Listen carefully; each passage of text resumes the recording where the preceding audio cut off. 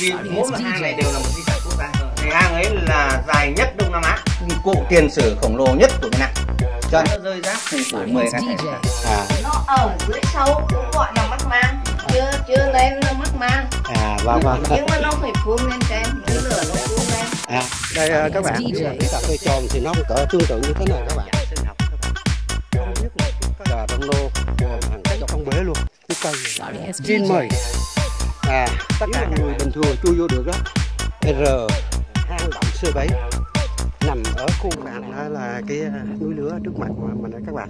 Còn cái khu vực chân núi lửa này là khoảng 5 hang động lớn nhỏ các bạn.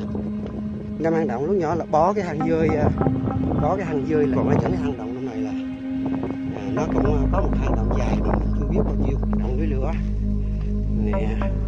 Cái hang động núi lửa là nó có 10.000 năm về trước không các bạn, mà cái phun trào của nó là theo mình tính cái đường dung nham ở trong hang động thì nó phun ít nhất là 6-7 lần, 5 lần đổ lên và 10 lần đổ lại. Tại sao? Tại vì cái tầng dung nham của nó là mỗi lần nó phun trào là nó để lại một cái dấu ngắn của cái đường dung nham nó đi qua. Nếu đi qua trong cái thành núi lửa đó là nó để lại một cái vết dung nham đó, rồi sau nó nguội lạnh lại là nó để lại cái dấu đó. Thành ra là mình tính cái dấu đó là mình biết. Cũng giống như cái cây gỗ mà người ta cắt ra, họ nhìn đó là cây gỗ này bao nhiêu tuổi và cái tháng nào là cái gỗ đó nó bị hạn hán, cái tháng nào mưa nhiều và tháng nào mưa ít, là họ nhìn cái đường vân gỗ họ biết là mấy năm tuổi, và cái tháng nào mưa, tháng nào mưa nhiều, tháng nào mưa ít. Cũng giống như cái tầng dung nham này là nhìn cái ngón đó người ta họ biết, mà phun ít là nhìn những ngón đó người ta họ biết là tính từ ở dung nham núi lửa ở đây là phun từ 5 lần đổ lên và 10 lần đổ lại. Thì đó là những cái dữ liệu mà mình bữa trước mình có gặp ông giáo sư Lã Tiến Phúc. Đây là một hang động đây các bạn ơi, cũng hơi nhỏ nhưng mà Đắk Nông, vùng đất của những hang động núi lửa độc đáo. 7 giờ ngày 26 tháng 10 năm 2019, xin nhà báo Phan Lê cho tôi lấy cái dữ liệu này để tôi ghi tổng hợp hang động núi lửa. Vâng, xin cảm ơn nhà báo Phan Lê. Hệ thống hang động núi lửa trong vùng công viên địa chất Đắk Nông độc đáo, đồ sộ và hoang sơ. Trong đó có hang động dung nham dài nhất Đông Nam Á, có hang phát hiện dấu tích người tiền sử sinh sống.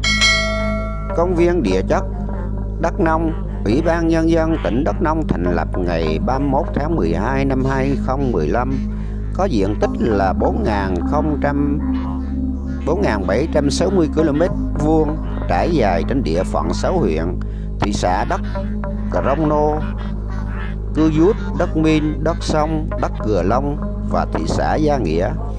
Theo thông tin từ Ban Quản lý Công viên Địa chất Đắk Nông, lịch sử của vùng đất này bắt nguồn 140 triệu năm về trước. Do các vận động kiến tạo của vỏ trái đất khu vực này tạo ra vỏ trái đất, khu vực này xuất hiện núi lửa. Chính hoạt động phun trào núi lửa đã che phủ đến một nửa diện tích khu vực này bởi các lớp dung nham ba gian. Đáng ngạc nhiên là cách đây 10.000 năm, núi lửa vẫn còn hoạt động, tạo nên hệ thống hang động núi lửa độc đáo đồ sộ nhất khu vực Đông Nam Á. Đến nay, công viên địa chất Đắk Nông đã phát hiện ra 5 núi lửa gồm núi lửa Nam Dông, núi lửa Băng Mo, huyện Cư Dút, núi lửa Nam Bờ Lăng, núi lửa Nam Ca, huyện Gà Rông Nô và núi lửa Nam Dê, huyện Đắk Minh.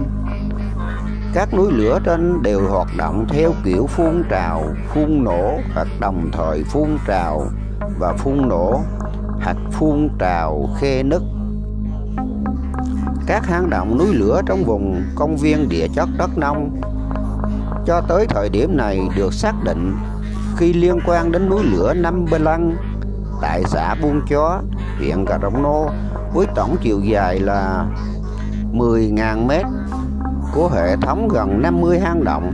Hệ thống hang động núi lửa nổi bật là hang C7, có chiều dài là 1067 m, được xác nhận là hang động dung nham dài nhất Đông Nam Á. Trong đó hang tiêu biểu có các cấu tạo cuộn thừng, cấu tạo ống trong ống, cấu tạo bóng dung nham, các cấu tích dòng chảy dung nham khá phổ biến. Từ miệng núi lửa xuống phía dưới hang sâu hàng chục mét, muốn khám phá phải được trang bị đầy đủ đồ nghề chuyên dụng. Một hang động núi lửa khác phải nhắc đến là hang C61. Đây là hang động được các nhà khoa học phát hiện ra dấu tích người tiền sử sinh sống. Vì thế hang có giá trị hỗn hợp về mặt địa chất và cổ nhân học. Bên trong hang thành tạo ra một dòng dung nham nóng chảy, để lại nhiều ngấn dung nham trên tường hang, các cửa sổ dung nham, kệ dung nham cùng thạch nhũ nguyên sinh và thứ sinh lưu lại rất đa dạng. Theo ông Tôn Ngọc Bảo, đại diện nhóm chuyên gia tư vấn ban quản lý công viên địa chất Đắk Nông, việc phát hiện di cốt người tiền sử có ý nghĩa rất quan trọng. Đây là lần đầu tiên giới khoa học Việt Nam phát hiện ra các di tích cư trú của người tiền sử trong hang động núi lửa, bổ sung một loại hình cư trú mới, một kiểu thích ứng của cư dân tiền sử vùng đất đỏ Ba Giang Tây Nguyên. Trong hang động núi lửa còn lưu dấu tích văn hóa, mộ táng và các hoạt động sống của các bộ lạc thời tiền sử. Đây là di sản hỗn hợp được đánh giá là duy nhất của Đông Nam Á, cũng rất hiếm gặp trong các hang động núi lửa trên thế giới. Hang C61 đã được Bộ Văn hóa Thông tin Du lịch cấp phép khai quật khảo cổ. Hang động núi lửa C3 là hang động được đưa ra tham quan du lịch đầu tháng 8 vừa qua. Chúng tôi đã có dịp cùng đoàn ban quản lý công viên địa chất Đắk Nông khám phá hang động này. Đứng trước cửa hang động núi lửa đã cảm nhận được vẻ đẹp huyền ảo và kỳ bí. Việc xuống hang không khó, nhưng người tham quan phải vô cùng thận trọng. Bên trong hang là một loạt những cấu tạo điển hình. Đối với hang động dung nham, các loại nhũ có màu trắng sữa dọc theo các khe nứt dễ dàng quan sát được. Theo Ủy ban Nhân dân tỉnh Đắk Nông, hồi tháng 9 năm 2019, công viên địa chất Đắk Nông trong số 11 hồ sơ đã được mạng lưới công viên địa chất toàn cầu Global đề cử Ủy UNESCO công viên địa chất toàn cầu. Kết quả đã được công bố vào tháng 4 năm 2020. Bà Tôn Thị Ngọc Hạnh, Phó Chủ tịch Ủy ban Nhân dân tỉnh Đắk Nông cho biết sự kiện này khẳng định công viên địa chất Đắk Nông có đầy đủ điều kiện trở thành công viên địa chất toàn cầu. Điều này sẽ mở ra cơ hội để phát triển kinh tế, xã hội địa phương, nhất là ngành du lịch. Đây chính là định hướng, động lực để tỉnh Đắk Nông cùng các tổ chức, doanh nghiệp, cộng đồng tham gia khai thác, phát triển du lịch vùng công viên địa. Đầu tháng 10 mới đây, Ủy ban Nhân dân tỉnh Đắk Nông cũng đã tổ chức hội thảo kết nối tour tuyến du lịch với công viên địa chất Đắk Nông. Hy vọng trong thời gian tới, tỉnh Đắk Nông sẽ đón chào làn sóng đầu tư, tham gia phát triển du lịch với mọi thành phần kinh tế đối với một vùng đất đầy tươi đẹp và tiềm năng. Hang động núi lửa lớn nhất Đông Nam Á ở Tây Nguyên. Hệ thống hang động núi lửa ở Đắk Nông vẫn còn nguyên nét hoang sơ, rộng lớn với kiểu cấu kết độc đáo. Hệ thống hang động núi lửa ở Cà Rông Nô, tỉnh Đắk Nông được các nhà khoa học khảo cổ từ năm 2007. Sau 7 năm nghiên cứu, Bảo tàng Địa chất Việt Nam và Hiệp hội Hang động núi lửa Nhật Bản cũng công bố kết quả cho thấy đây là hệ thống hang động núi lửa có quy mô lớn nhất Đông Nam Á. Trong đó hang số 7 có dạng ống dài 1066,5 m và hang động dung nham núi lửa dài nhất Đông Nam Á. Hang C3 dài 594 m, xếp hạng nhì Đông Nam Á. Hang A1 dài 465,7 m, xếp thứ 5 Đông Nam Á. Đến tháng 9 năm 2018, các nhà khoa học công bố những dấu tích của người tiền sử tìm thấy trong hệ thống hang động núi lửa Đắk Nông. Trong đó, trên thế giới chỉ có hệ thống hang động núi lửa ở Hàn Quốc phát hiện ra dấu tích sinh sống của con người.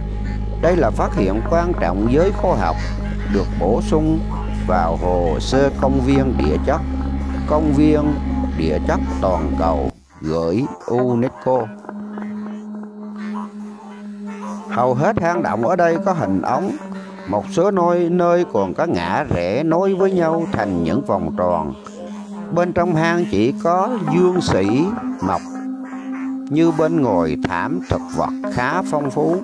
Nhiều miệng hang sâu cả chục mét, phải dùng cái dây thừng chuyên dụng mới có thể xuống. Hiện tại hệ thống hang động núi lửa Đắk Nông vẫn còn khá nguyên vẹn, chỉ có những đoàn nghiên cứu và ít người dân lui tới. Tỉnh Đắk Nông cũng đã được làm cho hồ sơ để trình UNESCO công nhận đây là công viên địa chất toàn cầu.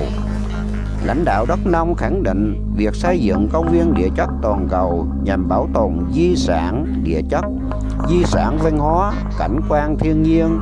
Nhà chức trách cũng hy vọng xây dựng mô hình du lịch cộng đồng của người dân để có thể bảo tồn giá trị. Cùng hệ thống hang động núi lửa đặc biệt này, khu vực Cà Rông Nô còn có nhiều khu du lịch nổi tiếng khác như Cụm Tháp Đờ Rây Sáp, Trinh Nữ, Gia Long. Trong đó không xa lạ là khu du lịch sinh thái Buôn Đôn. Tư liệu và nhận thức bước đầu về cuộc thám sát di sản di tích hang động núi lửa C61 ở Cà Rông Nô, tỉnh Đắk Nông. Hệ thống hang động núi lửa ở Cà Rông Nô, Đắk Nông không chỉ có giá trị về mặt địa chất mà còn hàm chứa những giá trị độc đáo về sinh thái và văn hóa.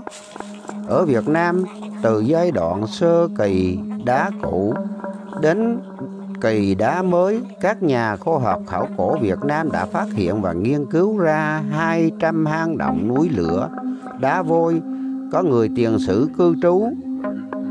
Tuy nhiên, việc tìm thấy dấu vết của người tiền sử cư trú trong hang động núi lửa ở Cà Rông Nô là lần đầu tiên ở Việt Nam và Đông Nam Á. Bài viết này sẽ giới thiệu tư liệu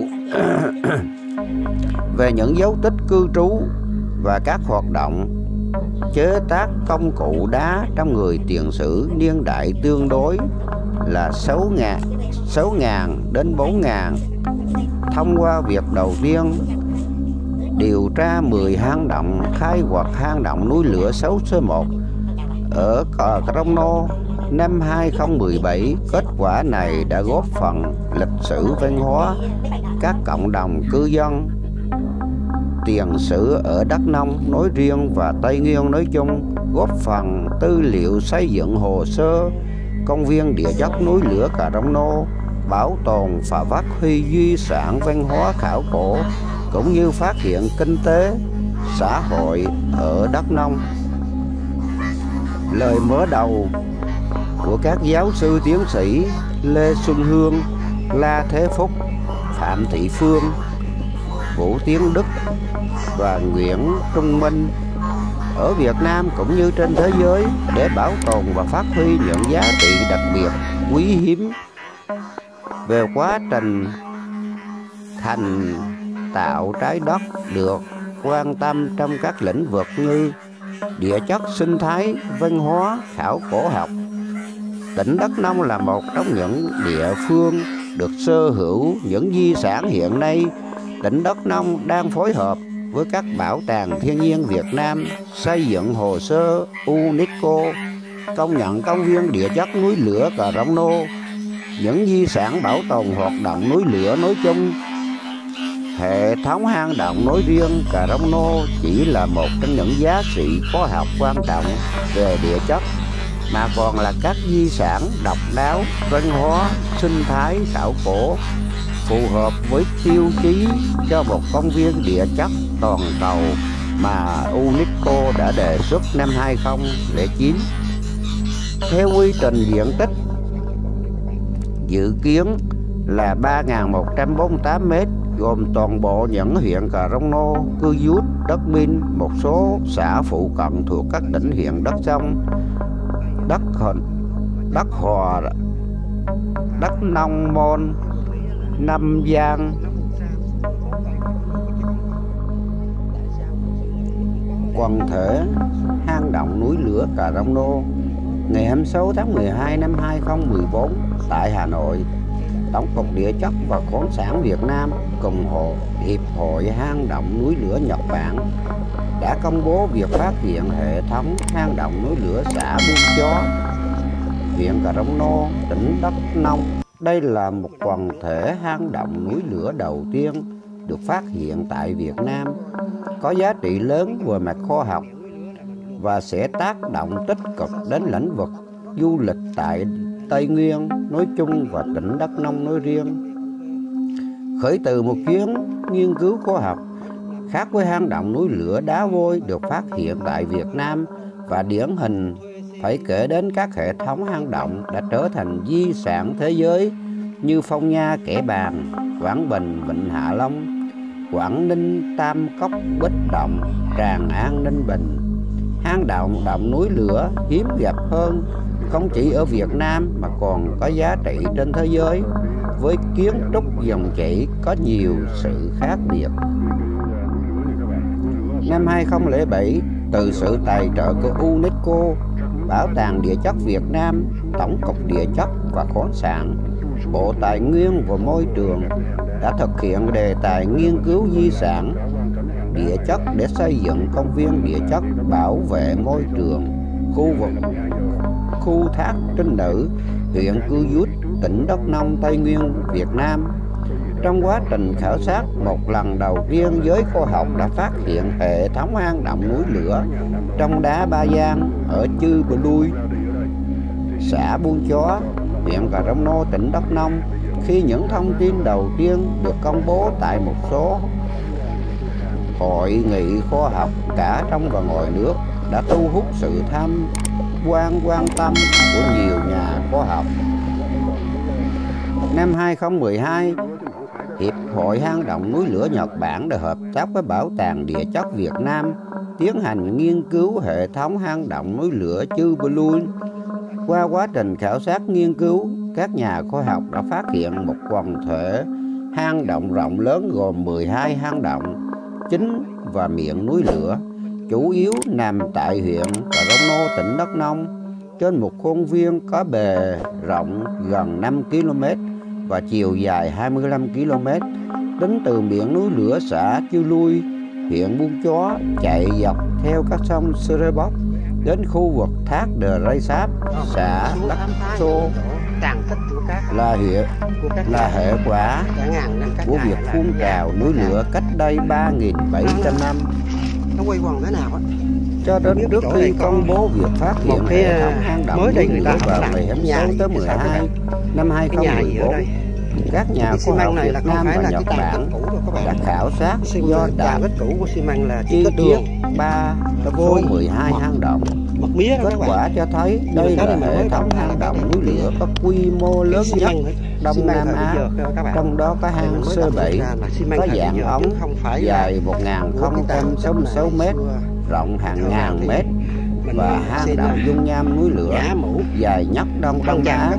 Hang C3 dài 594 m, xếp hạng thứ nhì Đông Nam Á. Hang A1 dài 456,7 m, xếp thứ 5 Đông Nam Á. Như vậy, tính cả hang Dơi 1 và 2 ở Đồng Nai đều dài 545 m, xếp vị thứ 3 và 4. Việt Nam sở hữu 5 kỷ lục đầu tiên về hang động dung nham ở khu vực hang động Vlog đang đứng Việt Nam. miệng núi lửa, ai mới Đông đi Nam ngày Á. qua em kia vậy đây còn dấu vết Vị trí thứ 6 thuộc về luôn. hang Đi ăn Ga bánh Lâu trên dài các bạn. 400 m ở Ăn bánh ở Indonesia. rồi đây. Đây là những cái chai nước. Trước những thành quả bước đầu, tiến sĩ Tahechihara Đây là Horoshi, những cái chủ tịch tham dự cái Hiệp dấu hội vết hang của động núi lửa Nhật Bản đã trước khẳng các định đây là hệ thống bên đây hang là động cái hình thành miệng trong quá trình hoạt miệng động núi núi lửa, lửa dưới đáy núi lửa đó. rất có giá trị Còn về bên mặt đây khoa là học, rẫy bây giờ địa người chất, dân đang giáo chờ dục mưa để người thiên ta nhiên, tỉa các bạn. tiềm năng du Bây lịch. giờ Nếu biết bảo vệ và gìn giữ theo sẽ mình rất ý nghĩa và tìm tuyệt đồi đẹp xe cho báy đất nước Việt Nam. rộng nhất Đông Nam Á, Hang đẹp nhất động núi Đông Nam lửa Á. đẹp nhất Đông Nam Á Cái nằm trúc trong các khu bạn. vực Mây rừng à. đặc dụng Cái cảnh trúc, quan cái lê. Rơi Sáp.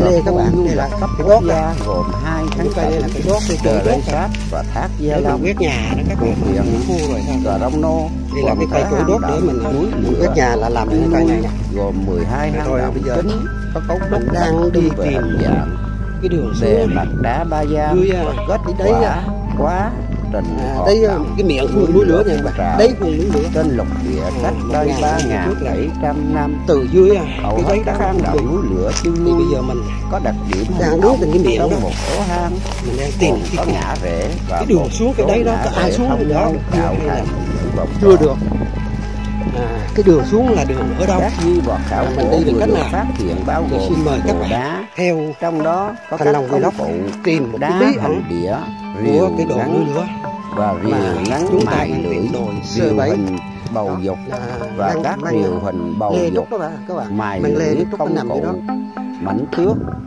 đây đó phiến là những thước hòn cái bạch ni ghề lông bạch túi bóng và những kê cái dấu tích mà cái còn người mà mài, trước họ ăn nha chạy, các bạn chảy đây nghiền. các bạn Ngoài đây, ra còn nhiều họ xương động ăn họ vật mua không loại họ trừ mua, cả xương đây người là tiền sử. hình Các dị kem vật túi này hay không là còn rắn đây là chắc, xương tố gì đó dễ bị ăn còn gãy đây các bạn. vỡ vụn khi khô. Phần rỗng của xương được lấp đầy bột sét và đáy của nó thể đó. sốt. Các bạn nhìn xa xa cái Theo cây, định nghĩa của mạng lưới cây công xanh viên ghi địa luôn. chất toàn cầu thì cây xanh ghi tươi tốt mà công có viên nước địa thế này chất các bạn. là một khu vực Và có ranh giới xác Theo mình nghĩ định là và có diện tích nó phù sa nó đủ xuống lớn nó tốt cây gọi để cho nước phát và chắc triển không kinh có. tế chủ yếu. Tại sao thông mình suy qua luận hoạt nước động không có du để lịch. cái dung nham mà nó Công sôi viên lên. địa chất Các không bạn chỉ thấy góp những cái phần núi bảo lửa tồn mà các giá trị nó âm địa ỉ chất á, tiêu nó biểu cho một sôi hay là cái nước một nóng nó khu chảy vực ra nó mà nóng còn là chú trọng núi liên lửa kết vẫn còn các hoạt di động. sản văn hóa, Nhưng mà nó chưa di sản thiên nhiên, cảnh quan, chưa đa tới giờ dạng phun sinh trào. học để thúc Thành đẩy ra phát là nó triển vẫn kinh còn tế ý nó địa sôi phương sùng sục nó một cách sôi có bền nước vững. nóng để Mô hình có công chỗ viên mình địa chất luộc giúp gà, địa phương luộc trứng gà bảo mình vệ ăn được. khai thác hợp lý bền tới chỗ vững rồi và mỏ cái gần cái khoáng chỗ sản cho cái miệng núi lửa là và mình khoan luộc gà trồng mình các ăn di được. Còn sản địa chất xa có xa giá là trị mình tắm khoa học rất tốt. cao, phục vụ Như, nghiên cứu và bảo tồn. cái miệng núi lửa ở dưới chân đèo An Khê là cách Hiện đây nay trên thế giới có hơn mấy chục năm. 120 công viên địa chất 2-3 toàn năm gì cầu người dân họ được tới đó họ UNESCO đổ công nhận. thuê Trong đó xe đi có đến đó, cao nguyên một người một ít về đá làm Đồng thuốc. Vân Hà Giang nó Việt có cái Nam chất được công nhận năm 2010 và tái công nhận năm 2014. Có thể nói sau khi gia nhập mạng lưới công viên địa chất, hoạt động du lịch của các nước đều phát triển vượt bậc. Lượng khách du lịch trong và ngoài nước đến tham quan nhiều.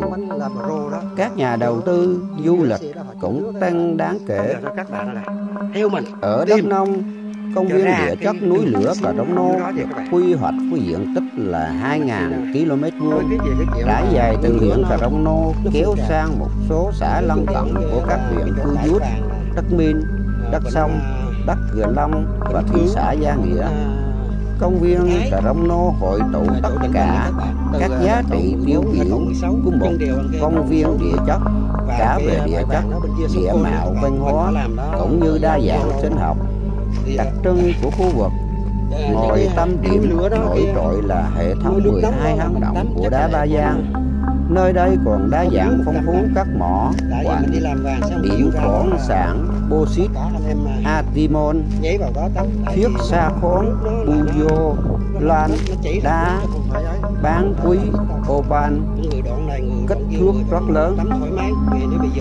Trong khu vực còn có thể bề dày lịch sử văn hóa với những giá trị văn hóa vật chất, phi vật thể như cồng chiêng Tây Nghiên, Ốc Rơ Long cùng các hệ thống khác di tích thắng cảnh cấp quốc gia, cấp tỉnh như khu bảo tồn thiên nhiên Nam Nông, khu bảo tồn thiên nhiên Tà Đồng, rừng đặc dụng cảnh quan Đờ Sát, khu du lịch cấp quốc gia Thác Đờ Sát, Thác Gia Long, một phần phía nam vườn quốc gia Dốc Đôn Đắk Lắk là nơi du lịch các giá trị đặc trưng về đa dạng sinh học của khu vực công viên địa chất núi lửa Cà Rông Nô. Với những tiềm năng sẵn có, công viên địa chất núi lửa Cà Rông Nô có thể khai thác một số sản phẩm du lịch cụ thể như du lịch văn hóa bao gồm các sản phẩm gắn với di sản văn hóa, lễ hội, làng nghề, ẩm thực, tìm hiểu cuộc sống cộng đồng, du lịch sinh thái bao gồm du lịch mạo hiểm, du lịch nghỉ dưỡng, du lịch sinh thái, nông nghiệp, du lịch địa chất gắn với hệ thống hang động núi lửa. Có thể khẳng định công viên địa chất núi lửa Cà Rông Nô là tài sản vô cùng quý giá, không chỉ của cộng đồng dân tộc tỉnh Đắk Nông mà còn của Việt Nam và của nhân loại. Hiện tỉnh Đắk Nông đang gấp rút hoàn thiện hồ sơ, những nỗ lực thực hiện các tiêu biểu các chuyên gia UNESCO vào thẩm định công viên danh hiệu công viên địa chất toàn cầu vào tháng 10 năm 2018. Nay mai ổng mưa thành ra ổng giao mùa là mình thấy trời mát mình đi, chứ đúng ra là bây giờ này thời tiết rất ẩm và rất mệt. Gió thì nó đang muốn giao mùa, không có gió, không có ít gió lắm.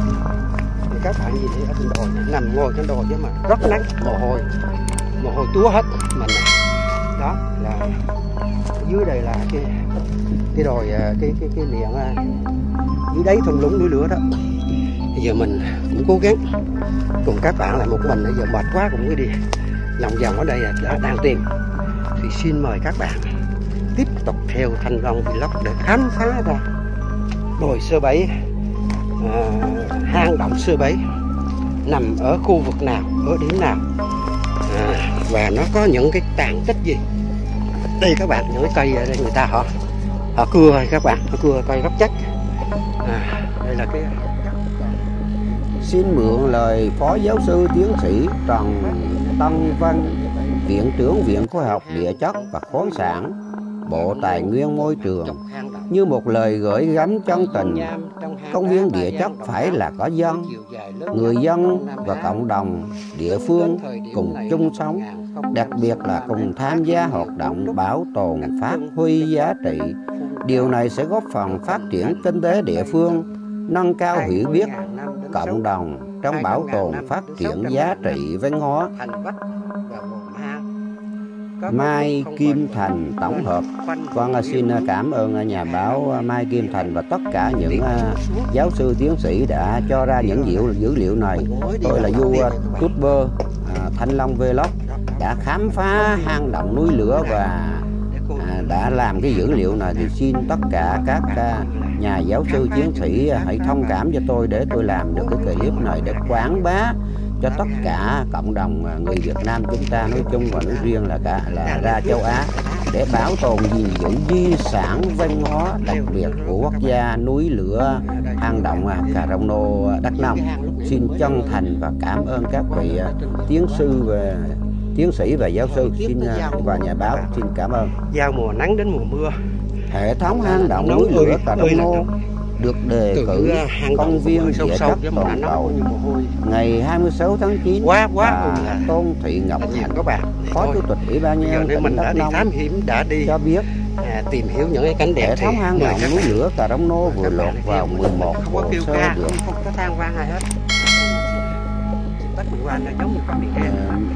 chấp nhận và trình lên UNESCO để đề cử công viên địa chất toàn cầu của mạng lưới công viên địa chất toàn cầu. Hang động núi lửa Đắk Nông sẽ trở nên thành công viên địa chất, chuẩn bị công bố kết quả phát hiện hang động núi lửa tại Đắk Nông. Cũng theo bà Hạnh, kết quả này sẽ được tổ chức UNESCO công bố vào tháng 4 năm 2020. Công viên địa chất Đắk Nông có diện tích khoảng 2.000 km², nằm trải dài đến địa bàn 6 huyện, thị xã gồm Cờ Rông Nô, Cư Dút, Đắk Minh, Đắk Sông, Đắk Gờ Long và Gia Nghĩa. Giá trị nổi bật của công viên địa chất Đắk Nông đã được các nhà khoa học phát hiện 2007 và chính thức hợp là hệ thống hang động núi lửa phân bố tại khu vực dọc sông Cờ Rông Nô và vẫn còn nguyên nét hoang sơ rộng lớn với kết cấu độc đáo và hạng thông tin.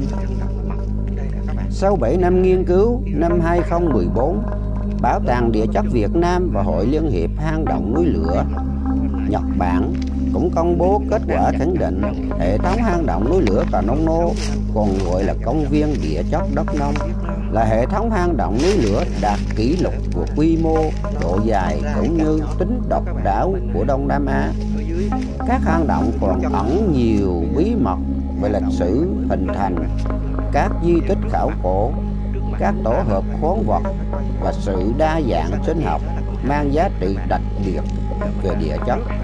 Công viên địa chất Đắk Nông đang sở hữu những di sản địa mạo vô cùng quý giá như hồ và thác nước tự nhiên đẹp thơ mộng và hùng vĩ như hồ Ea Nô, hồ Trúc, hồ Tây, thác Đờ Sáp, thác Trinh Nữ. Cái đầu cái buổi giao mùa tiếp tục để tìm cái hang động C1 của C1 rộng còn cái cô bán bánh mì nói là đi máy bay đã đậu cái đó được, thì xin mời các bạn tiếp tục theo mình.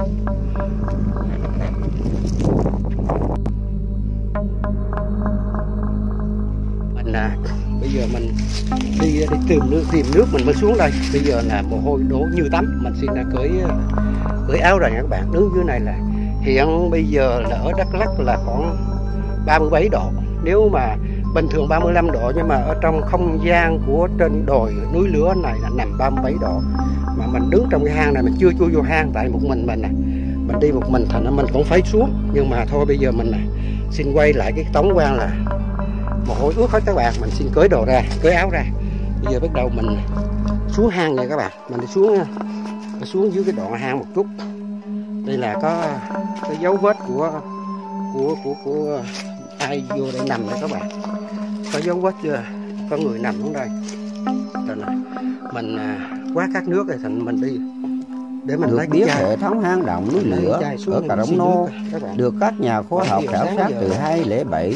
Sau 7 năm nghiên cứu, Bảo tàng Địa chất Việt Nam và Hiệp hội Hang động núi lửa Nhật Bản đã tiến hành công bố kết quả cho thấy đây là hệ thống hang động núi lửa có quy mô lớn nhất Đông Nam Á. Theo đó, theo thứ tự, hang C7 có dạng ống 1066,5 m và hang dung nham núi lửa dài nhất Đông Nam Á. Hang C3 dài 594 m, xếp hạng thứ nhì Đông Nam Á. Hang C1 dài 456,7 m, xếp hạng thứ 5 Đông Nam Á. Trong hang động có nhiều cấu tạo đặc trưng cho quá trình phun trào của núi lửa như các ngón dung nham, hốc sụt. Hầu hết hang động ở đây có hình ống và còn có ngã rẽ nối với nhau thành những vòng tròn. Nhiều miệng hang sâu tới cả chục mét, phải dùng thiết bị chuyên dụng mới có thể leo xuống. Khác với bên trong hang chỉ có loài dương sĩ cư trú. Phía dưới ngồi có thảm thực vật khá phong phú. Mình xin lấy một cái hòn đá trong này, mình xin thả hòn đá này nó lên đến bao xa nha các bạn. Bây giờ rất trượt chân, mình đi quá trình đi ghê gớm mỗi lần đến đây. Mình xin đập cái đá này xuống nha các bạn. Đây là đá rất mềm các bạn, rất mềm và rất nhẹ. Đây đá rất mềm và rất nhẹ, đây mình đập ở đây. Và mình xin lăn cái hòn đá này xuống, nó chạy xuống là cái độ dốc nó bao nhiêu nha các bạn. Mình đang ngồi ở đây mà khó khăn lắm mới lăn được hòn đá này các bạn. Đây giờ mình lăn này. Mình Thanh Long Vlog đang đứng giữa sườn đồi núi lửa nha các bạn. Mình nghe nói thôi, mình nghe nói chứ mình cũng lần đầu tiên đến đây thì mình thấy cái vết xe người ta họ đi Ở dưới chân núi kia mình bỏ cái xe xa xa ở cái khu giữ khu địa chất này là cách đây khoảng gần 2 cây số. Mình bỏ xe khố cổ, mình bỏ người đó, mình đi bộ vô. Tất cả những cái vùng đây là toàn đá không các bạn. Hàng gọi là phun trào, tất cả đều là đá hết. Đó, lớn nhỏ này là hoàn toàn đá. Cho nên mình xin tất cả các bạn theo mình. Giờ mình xin lên một hòn nữa nha các bạn. Đó. Lên một hòn nữa. Chạy còn chạy. Đó, đang lên xuống đó các bạn. Đó, đang lên xuống đó. Thì mình nếu mà mình hớ hên chân là cũng hơi nguy hiểm các bạn. Mà thưa các bạn là Thanh Long Vlog mỗi mình ở tại đây thôi. Hành trang của mình là một chiếc ba lô với cũng có một cái hành trang ít trong này. Và cái live cam là không cho quay các bạn. Ở đây tất cả những cái khu mà đồi đặc biệt đó là họ không có cho quay live cam đâu. Bộ đội cơ quan nhà nước không cho quay live cam. Nó thôi bây giờ mình thưa các bạn là đây trên đồi cao đây các bạn. Đó, trên đồi cao đang tiền dốc đây. Bây giờ thôi mình xin tắt rồi tí nữa mình quay tiếp nha các bạn. Và mình xin tiếp tục nha các bạn. Mình đang đứng ở chỗ này cũng hơi bàn một tí. Mình xin quay lại trời rồi. Bữa nay ý ông muốn đỡ trời mưa nha các bạn. Lúc nãy nắng bây giờ này là trời hơi râm rồi. Mình xin các bạn theo mình khám phá bí mật núi lửa. Cao Nguyên chúng tôi cũng có núi lửa nha các bạn. Mình cũng lần đầu tiên đi đến đây là cách thành phố Buôn Ma Thuột 70 km. Một mình Thanh Long Vlog đang đứng trơ trọi giữa một đồi núi lửa. Giữa đồi núi lửa không có bóng người. Và mình cũng đang đi sưu tầm ngọn núi lửa, nghe nó có 10 hang động rất đẹp. Mình đang đứng đây thì thôi bây giờ này xin tất cả các bạn cố gắng theo dõi cái clip này để thấy những gì của cái núi lửa Đắk Lắk chúng tôi nha các bạn. Bây giờ xin thưa các bạn, mình cũng đang đứng gần mốm núi lửa rồi nha các bạn. Gần mốm nhưng mà ở trên này người dân họ vẫn trồng bắp đây các bạn. Họ vẫn trồng bắp. Họ lên lên đây là cái cây bắp vẫn còn này các bạn. Cây bắp vẫn còn đây. Đây là những cái cây bắp vẫn còn này. Mình leo quá trời luôn. Phải leo mà tay bị vướng dưới đất các bạn. Mình xin lên một hòn đá nhỏ này nữa. Đây các bạn. Đó. Đó là các bạn đó. Các bạn thấy lên chưa? Đang lên xuống đó. Nó đội gốc cây rồi. Tất cả dưới cái đồi dốc này là mình bỏ xe cách đây 2 cây số các bạn. Nó nằm ở trong có một cái khu địa chất, cái nhà địa chất canh giữ cái hòn núi lửa này mà mình không dám vào. Mình vào mình gửi xe đó được, nhưng mà nếu mình vào đó là sợ cái cán bộ công nhân viên họ không cho mình vô đây, thành ra mình đi xe mình bỏ dưới chân đèo kìa, chân đồi kìa. Rồi các bạn theo mình tìm hiểu có những bí ẩn gì của núi lửa Đắk Lắk mình cũng chưa biết được. Lần đầu tiên mình đến đây thì mời các bạn tiếp tục theo mình. Đây xin thưa các bạn, mình đã lên đến chân lên đến đeo đến đồi đến 600.000 năm. Thành ra là bây giờ nó hơi mọc cỏ rồi các bạn. Đây là vết chân của những người đi tham quan nha các bạn. Một cái lối nhỏ lối mòn á, là người ta họ đi tham quan các bạn. Bây giờ mình Thanh Long Vlog đang có một mình thôi các bạn. Xin chào các bạn. Bây giờ mình tháo mồ hôi rồi các bạn. Tháo mồ hôi. Lý do là lên cái đồi nó cao quá. Với lại là đi có một mình nữa. Mà không biết trên này có những gì. Mình phải khám phá để có những clip hay cho tất cả các bạn. Đó các bạn. Đó là dưới thung lũng đó các bạn. Thung lũng xa đó. Mình sẽ khám phá để có những clip hay phục vụ cho các bạn.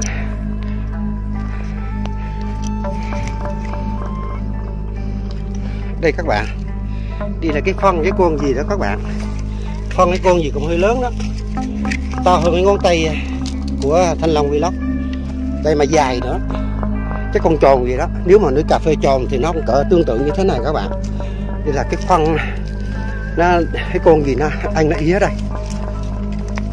Mình xin đọc cái này là nó bị bế rồi, bị sao bị gãy đó. Nó là bị ngược CEC dấu R4 gì đó.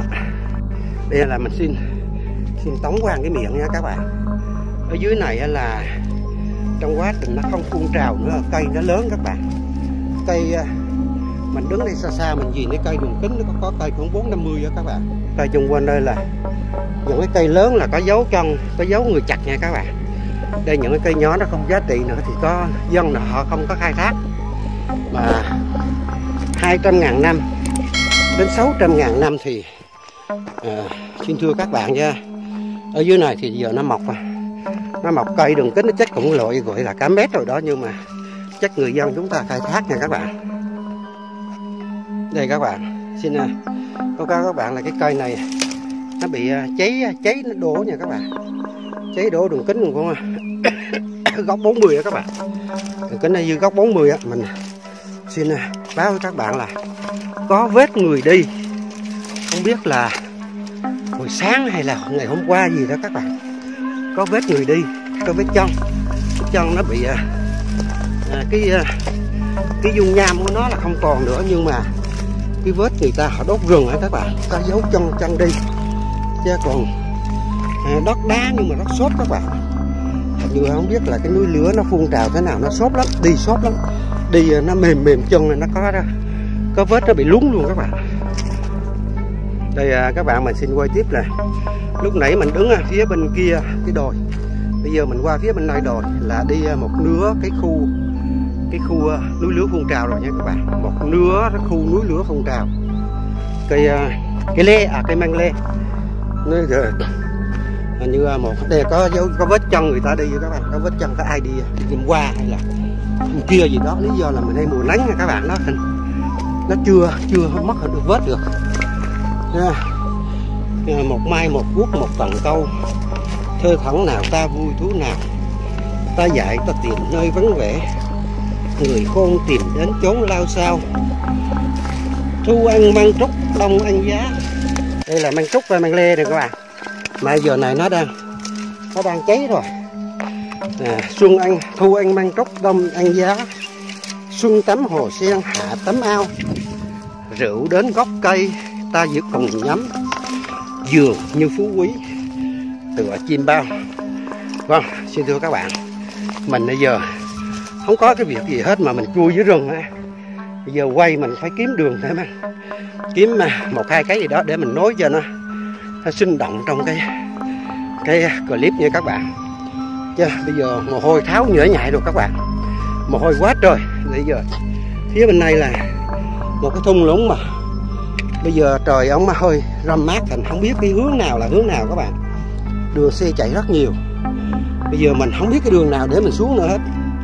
Mà từ cái lúc mà mình bỏ xe đến giờ là đi lên đây là chưa gặp một ai, chưa gặp một người nào hết để mình hỏi là cái núi lửa thế nào, nó ra sao và nó hình thành ra sao, và cái hang động nó hướng nào, nghe đến 10 hang động.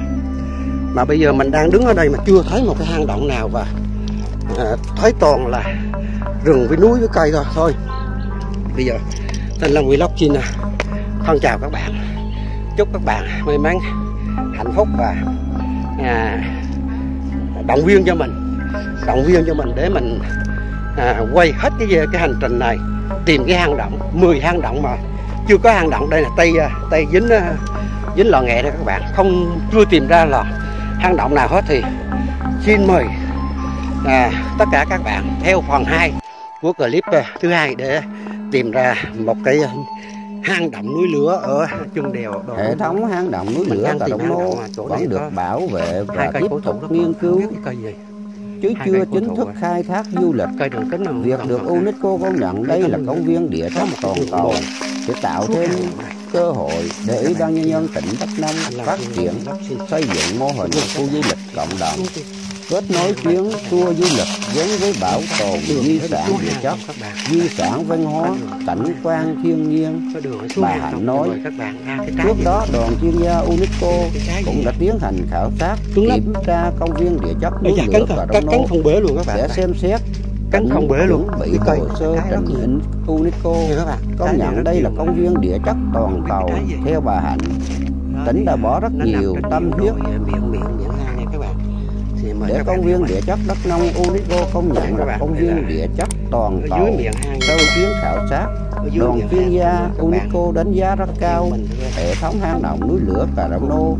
Ngay sau đó, tỉnh Đắk Nông đã gấp rút lập hồ sơ để trình UNESCO và nay hồ sơ được tổ chức Goodbye chấp nhận và trình lên UNESCO. Bà Hạnh nói. Trước đó, Ủy ban Nhân dân tỉnh Đắk Nông cũng đã có văn bản gửi Bộ Văn hóa Thông tin Thể thao Du lịch. Thủ tướng Chính phủ đề nghị công bố công viên địa chất Đắk Nông là danh mục khu du lịch quốc gia trong định hướng phát triển khu du lịch quốc gia của các vùng Tây Nguyên, Đắk Nông, cũng như ban hành đề án phát triển và sản phẩm du lịch, xây dựng mô hình du lịch cộng đồng gắn với công viên địa chất Đắk Nông đến năm 2020, định hướng đến năm 2030. Mục tiêu của đề án là từng bước định vị thương hiệu, hình ảnh du lịch Đắk Nông, trong đó hình ảnh biểu tượng cho du lịch Đắk Nông là khu du lịch quốc gia công viên địa chất núi lửa Cà Rông Nô gắn với vườn quốc gia Tà Đùng.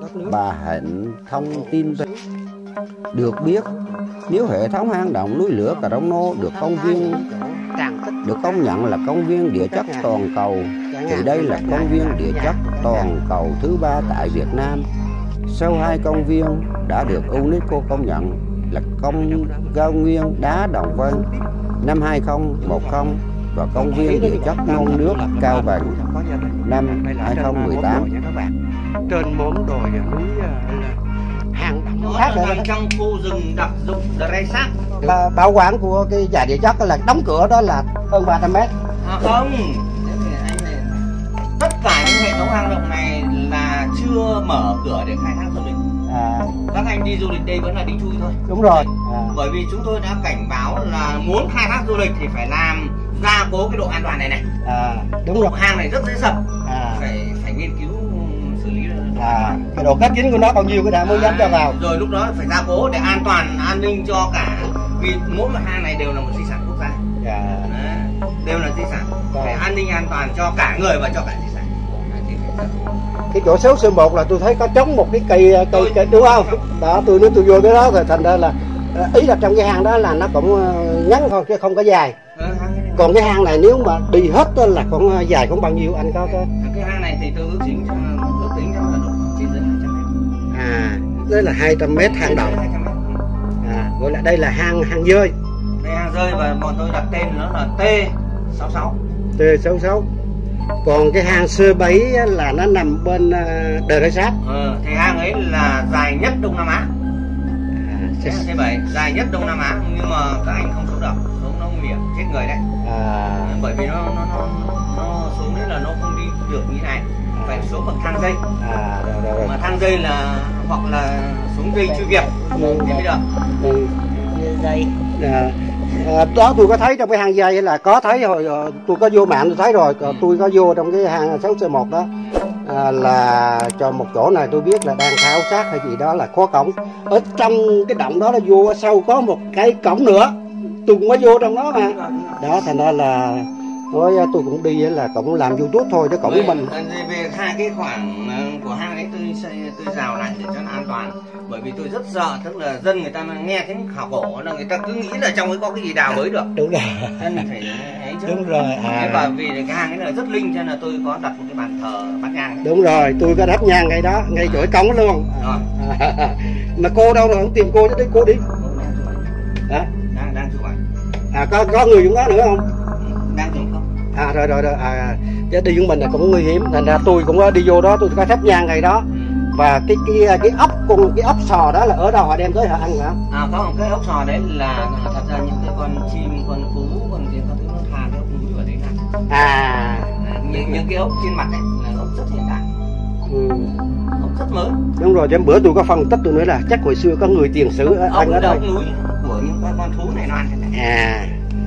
Tôi có nói trong cái dữ liệu, tôi nói là hình như là chắc có người tiền sử ở đây. Tại tôi coi trên mạng là cũng có người, hình như là có người. Có người ở dưới đó mà. Trong ấy là có người tiền sử. Nên là chúng tôi đã có kết quả phân tích là từ 7.000 năm cho đến 4.000 năm. Mà có một cái cụ cũng còn là khổng lồ nhất của Việt Nam là cao 1m85. Cao 1m80. Là cái xương cốt còn ở dưới đó hay sao? Còn nguyên. Tôi cho xem cái ảnh. Rồi.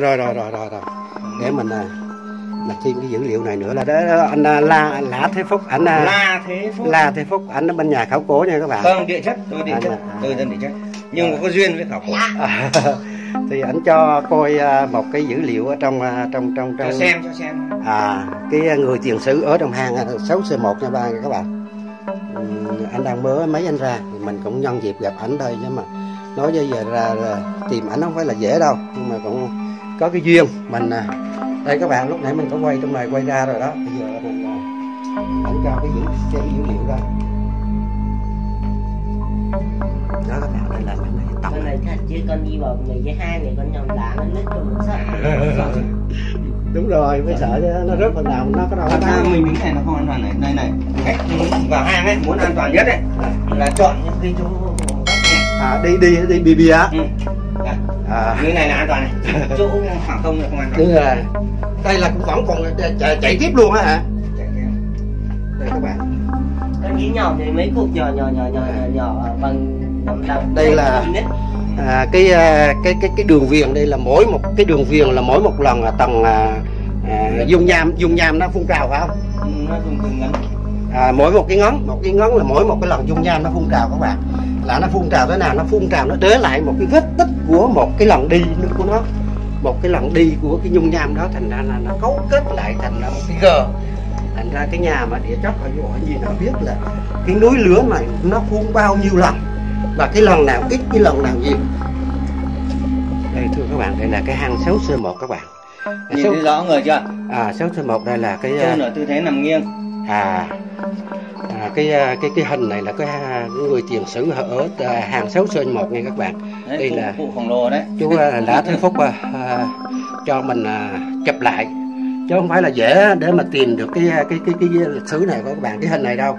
Nhưng mà ảnh cho lại mà anh gặp tại hang dơi, thành ra là ảnh cũng cho mình thấy mình quay clip thì anh cũng cho mình ghi lại cái dữ liệu này. Thì anh nói lại giùm cái này đi, anh nói lại cái hình này đi. Đây là cụ mộ số 1, tức là khi khai quật chúng tôi là bắt gặp đầu tiên. Và qua nghiên cứu thì như vậy cụ cao được là 1m85. Cụ tiền sử khổng lồ nhất của Việt Nam cho đến giờ phút này. Chưa thấy ai cao hơn. Nhưng mà đây là theo giáo sư phó giáo sư Nguyễn Lân Cường nhá. Rồi là Nguyễn Lân Cường, Nguyễn Lân Dũng nữa. Đấy. Là tổng cộng là rồi đã tắt mấy rồi. Tổng cộng là anh đã khai quật được bao nhiêu cái hình người tiền sử? Nếu như nói cá thể thì hình người ấy, thì là 4 người tiền sử. Nhưng xương cốt thì vì cái hố nó nhỏ, nó cũng rã rồi. Xương cốt nó rơi rác thì của 10 cá thể. Nhưng mà còn lại duy nhất là ý là còn lại rõ ràng nhất là tóc hay là răng hay là cái gì? Không có thể còn tóc, chỉ còn xương thôi. Vì cách đây những 7.000 năm, 7-8.000 năm. Là như trên này là không còn gì này. Dưới này nó lạnh hay là nó có chất gì đó, thì nó có nước gì đó nó còn. Ở dưới hang này nó có điều kiện giống như cái nói cho nó phổ thông, tức là giống như là một cái điều hòa. Đúng rồi. Thì nó mới giữ lâu một tí thời gian, chỉ tàn tích nó như vậy, chứ còn mới với cái nhà khảo cổ họ mới phát hiện ra, chứ nhưng con người mình này cũng nói cũng đập đại đi cũng không tìm được ra đâu. Thì nó nói thật tại thôi, anh La Thế Phúc anh cho mình biết như vậy thì mình cũng rất cảm ơn. Và cái clip này nói chung cũng rất ý nghĩa đó các bạn. Đây cái cô đang quay ở trong kia kìa. Cũng nhà khảo cổ luôn á hả? Địa chất. Nhà địa chất. Thôi đây các bạn, thôi mình cái hang này là nghiêm cấm di chuyển và đọc sáng. Đây các bạn, cái hang này là thứ nhất tức là về mặt di sản, đấy là di sản quốc gia, cho nên không được đập phá, đúng rồi, không được thay đổi cái gì hết. Còn tôi có nhìn thấy cái gì cũng là để nguyên nó. Mà anh nói tại sao mà cái đá ở gần là núi lửa, miệng núi lửa nó nhẹ hơn và nó như vậy, anh phân tích giùm mình. Không nhẹ, có nhẹ đâu, nó loãng, độ nhớt nó kém, tức là rất loãng. Nhưng mà so với cái đá mà mình sử dụng hàng ngày, đá học bây giờ mình hàng ngày là nó vẫn nhẹ hơn cái đá mình sử dụng chứ. Không, nó bình thường như này, không nhẹ hơn. Một cái dung nham nó đông cứng lại nó thành như này. Thế thôi. Anh cứ mở cái câu chuyện Long An ấy, thì anh sẽ thấy rõ là tôi giới thiệu một cái rất phổ thông để cho dễ hiểu, để cho mọi người đều biết cái nguyên tắc, cái nguyên lý cơ bản. Tôi nói nó nhẹ hơn. Nó như thế này đấy, nó đóng cứng nó như này, nó cũng bọt như này đấy. Tôi rờ thấy nó có vẻ nó nhẹ hơn, nó mềm hơn sao không phải hả? Không mềm thì không, đại loại nó vẫn là một nhưng nó chỉ có nhiều khí.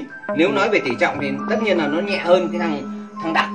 Cũng là đá ba gian nhưng thành phần y nguyên, nhưng mà nó đặc xít thì nó sẽ nặng hơn là cái thằng bọt nó là đúng rồi, nó có nung chảy trong đó rồi nó mới đông kết lại, nó cũng có vẻ nhẹ hơn một tí. Không, khó bọt thì bao giờ nó chảy nhẹ hơn. Rồi. Mà cái bọt là từ chỗ nung cháy nó ra, nó đông cứng lại nó mới gọi là bọt chứ. Nó là một cái thành phần dầu chất bốc, trong chuyên môn chúng tôi gọi là dầu chất bốc, ở dưới nhân trái đất, ở dưới manti cơ, ở dưới manti. Đấy, thì nó đã ấy rồi, quá trình đi nó đưa lên trên để nó phun trào là nó theo những xung yếu của trái đất. Đấy, nó ra cũng là đá ba gian nhưng không phải chỗ nào cũng đã là dầu chất bốc như vậy. Tùy từng cái lò, thành phần thì giống nhau. Tùy từng cái lò nó nóng bao nhiêu độ, cái mỏ tùy từng cái lò, vì cái lò đấy chẳng qua là gì, cái đất đá, anh cứ hình dung này, đất đá này bình thường tự nhiên nó có một cái nhấn chìm xuống dần sâu độ khoảng 30 cây số là nó nóng chảy. Chính những cái đá này nó nóng chảy, chính những cái núi đá kia nó nóng chảy. Thôi bây giờ đấy nó gọi là... được rồi, bây giờ tôi hỏi thêm anh tí nữa là cái dung nham là gọi là cái nào? Dung nham là cái đá nóng chảy thì được gọi là giống vậy, nó phun trào nó quay lên gọi là cái dung nham. Thì đấy, nhưng nó đông cứng lại thì gọi là đá. Cái tàn tích gọi là cái đông cứng lại. Tàn tích là nó đông cứng, nó còn là không, ý là cái chữ tàn tích là nó nghĩa thế nào? Nó không dùng từ tàn tích ở đây. Nó là phun trào lên, dung nham đưa lên. Dung nham ba gian tức là gì? Đất đá ba gian nóng chảy, có thành phần của đá ba gian, đá siêu ba rơi trong chuyên môn của tôi là nhé. Còn nó đông cứng lại rồi thì gọi là đá ba gian. Còn cái magma là cái nào? Cái magma là cái chung, là cái chung cho tất cả cái đất đá nóng chảy. Nó có từ thành phần axit trên trung tính trên ba dơ. Thì cái ba dơ này nó gọi là cái ba gian. Cái ba gian là nó hồ quyện lại, gọi là ba gian. Không có hồ quyện cả, nó cứ nóng chảy, thế là nó đưa lên. Gọi là cái đưa lên cái dung nham đó. Nó nóng chảy ở dưới sâu ấy, rất sâu. Đúng cái rồi. này là dưới manti cơ mà. Mấy cây số dưới lòng đất chứ không phải là nó ít đâu. Nhiều. Đúng rồi, nhiều cây số dưới đó là bắt đầu nó phun trào lên gọi là dung nham. Còn cái mình kêu cái tàn tích là những gì nó còn để lại là gọi là cái tàn tích. Có thể được không? Hay là gọi cái magma là cái gì? Magma là đá nhưng mà nó được nấu chảy lên do nhiệt độ cao. Nó ở dưới sâu cũng gọi là magma.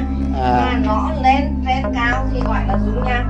Nó phun lên trên lòng đất gọi là dung nham, mà dưới là kêu magma. Chưa lên là magma. Và đó dung nham là một thể nóng chảy mà. Đúng rồi. Nhưng mà nó phải phun lên trên, dưới lửa nó phun lên. Mới nhưng mà gọi là dung nham, đúng rồi. Đó, cái tên cô học như vậy tôi cũng có coi nhưng mà mình biết một chút thôi, chứ còn nó phải có cái người nó trong cái nghề mới hiểu được.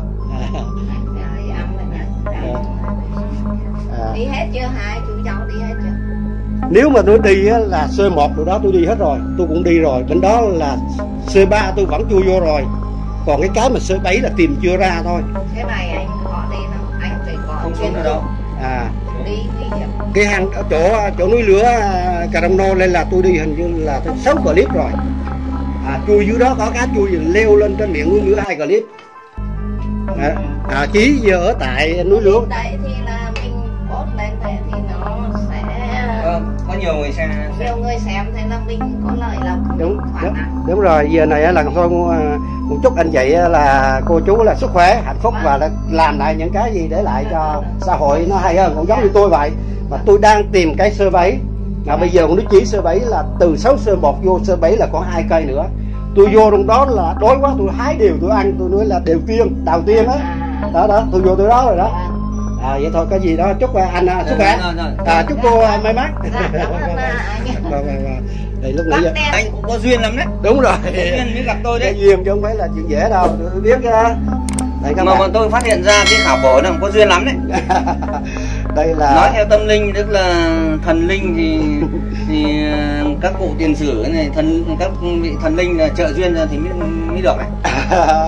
Tôi vô trong chỗ nào tôi cũng có vô trong cái có một cái hang của anh tắt cái đèn đi. Rồi.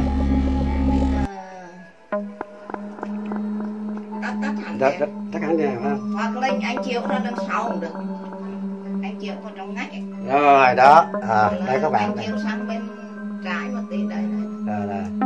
Đây các bạn á. Tỉnh cười nha, cháu ngồi thẳng lên, đừng có ngồi cong. Cứ ngồi sát thẳng cái người lên. Cái người ngồi thẳng lên.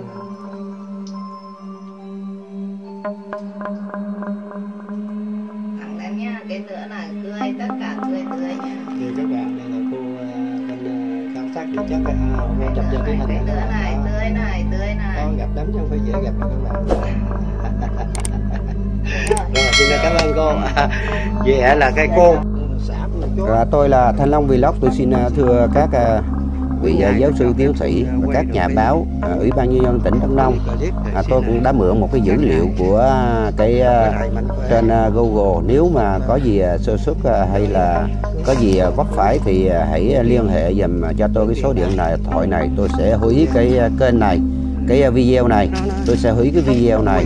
Thì số điện thoại của tôi là 038 44 44 119. Kênh tôi là Thanh Long Vlog. Xin chân thành cảm ơn các dữ liệu mà của các giáo sư tiến sĩ đã viết về công viên địa chất Đông Nam Á của Việt Nam nói chung và của Đắk Nông nói riêng.